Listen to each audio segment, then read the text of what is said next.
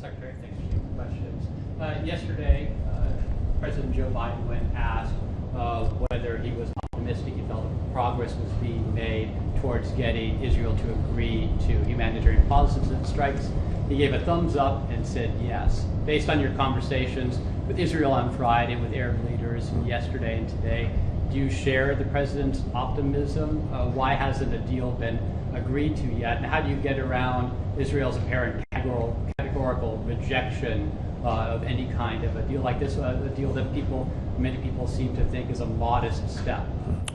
Well, first, as we said, following my conversations with the Prime Minister and with the Israeli government, this is a process. Israel's raised important questions about how humanitarian pauses would work.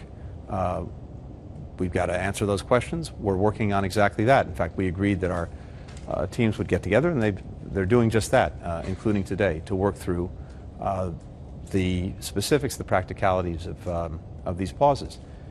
Second, it's important that the pause advance a number of things. One of them is hostages. We are intensely focused, the United States, Israel, every other country that has one of its citizens being held hostage by Hamas, to bring them home. Now, it's important that as we're engaged in pursuing humanitarian pause, this can be something that advances the prospect of getting the hostages back. It can also advance other things that we're committed to doing, as is the government of Israel and other partners in the region, especially getting more humanitarian assistance to people who need it in Gaza. I'll remind you, when we had conversations 3 weeks ago about starting humanitarian assistance, it was a process to actually get that moving. But we had a commitment to do that. It took some days to get the process in place. Since then, we've had trucks moving. We have about 100 trucks a day going in. That's good, but it's grossly insufficient. So now we're working on raising that significantly so that more aid in a sustained way gets into Palestinians who need it.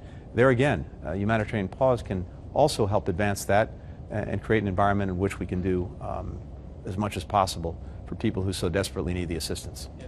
Yesterday, the Arab leaders said nothing short of a total ceasefire would be acceptable. Did you make any progress in convincing them that a humanitarian pause would be a reasonable compromise? Well, I think everyone would welcome humanitarian pauses. There's no doubt about that. There are obviously different views, including on the question of the ceasefire. But there's no doubt from my conversations with all of our colleagues who were in Amman yesterday that everyone would welcome the humanitarian pause because, again, it can advance things that we're all trying to accomplish, including getting hostages back, including getting a lot more assistance into Gaza, including getting people out of Gaza, citizens from other countries who seek to leave. We've had important progress there in recent days. There are also real complications that come along with it. We continue to work through them. But in each of these areas, a humanitarian pause or pauses could make a positive difference. Michael? Thanks very much for taking my question. Michael Burnbaum from the Washington Post. Question about each of your visits today. Here in Iraq, I mean, what kind of steps did you talk about with the Iraqi Prime Minister, specific steps that they can take as a government to try to reduce the militia attacks and attempted attacks on U.S. forces here? And looking back at Ramallah, you've said that you have a view for the Palestinian Authority to have a potential governance role in Gaza. I wanted to ask what President Abbas's view was of that today, and if he's in favor, why do you think that's a great idea, given the generally low view of the Palestinian Authority among Palestinians? Well, first, with regard to Iraq. Prime Minister Sudani has spoken out clearly. In fact, he made an important statement about a week ago, October 23rd, condemning these attacks and making clear the imperative that they stop. And in addition, he is working with his own security forces and others to take necessary action to deal with these attacks and to seek to prevent them. So we talked about that. I can't get into specifics, but this is a matter of Iraqi sovereignty. No country wants to have militia groups engaged in violent activity that's clearly against the interests of Iraq and its own sovereignty, as well as against our interests. So I think we have a shared purpose and commitment in trying to make sure that these attacks don't happen.